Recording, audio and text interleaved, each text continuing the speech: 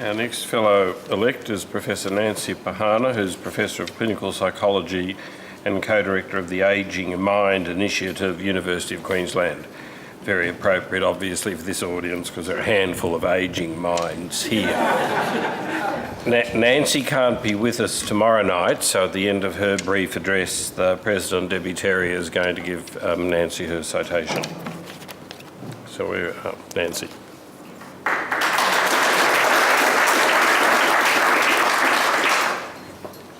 Thank you very much. I am a geropsychologist, and just because of that introduction, I'll ask everyone here in the audience, what is the definition of aging? Well, you're not like my first-year students, so you won't say 40. The proper definition of aging is it's someone who's 5 years older than I am. So just in case you're asked that. So I am a geropsychologist, and anybody who knows me knows that I'm really passionate about older adults. That's kind of my defining characteristic. But the particular area of research that I'm interested in is the mental health of older adults, particularly anxiety, which I think is very funny since I'm up here giving a 5-minute précis of my career to a learned academy. So I think that is anxiety. I will say that anxiety is a useful emotion. Actually, although I would like everyone in the audience never to feel depressed, anxiety is a very useful emotion. But it wasn't really very well studied in older adults. And because I'm a clinical researcher, and because I like to take pieces of research from the bedside to the bench, and then hopefully back to the bedside, I asked my colleague Jared Byrne about a dozen years ago at UQ, I said, how come we can't find any good measure of anxiety? And he said, well, there must be a reason. It must be too hard. It must be something we're missing. And I said, no, I just don't think someone's done it. I think we should do it. So we did. So we put together a 12-item scale, a self-report scale, called the Geriatric Anxiety Inventory. And this has been, it's just taken us amazing places. It's been translated into over 24 languages. So I've gotten to help international colleagues all over the world translate our idiomatic expressions like, I feel like I have butterflies in my stomach, which in Mediterranean countries really means you're in love, so it's like the complete opposite of what you want to measure. We've tried to help our colleagues translate it because each culture has its own particular view of anxiety and how people express it and whether they're willing to express it. And most people asked us before they translated the instrument, like, what was the best way to go about translating it, except the Italians. The Italians were very problematic. And so they made a translation of this instrument, and one of the lines for, instead of the butterflies in the stomach, they said, do you feel like you have frogs growing in your stomach? And I said to my Italian colleague, I said, well, that's kind of poetic, maybe, I don't know. She said, that's completely wrong.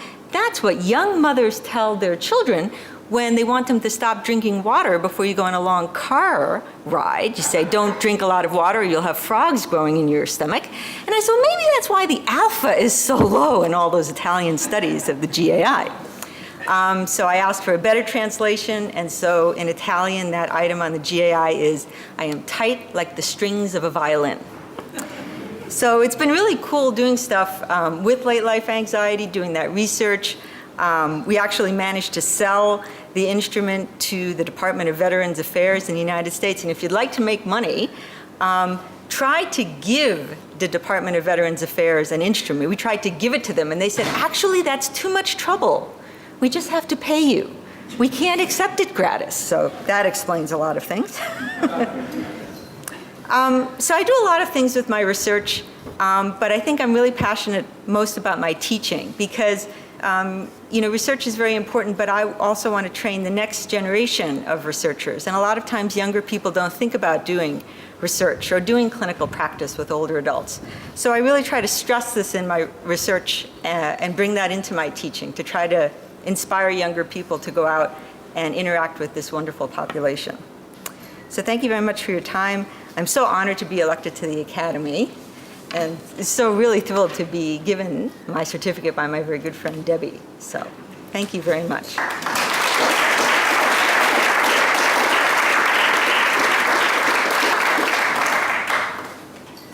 Let me stay there, Nancy. Okay. So, As I think Peter mentioned, Nancy unfortunately can't be with us tomorrow night, so what I'm going to do is read Nancy's formal citation and present her with her lapel pin tonight. So Professor Nancy Pachana, as we've heard, co-developed the Geriatric Anxiety Inventory, the GAI. Her research interests include the measurement and treatment of anxiety and mood disorders in later life, novel empirical interventions in residential aged care and for carers, measurement of cognitive decline, and general health and well-being in later life.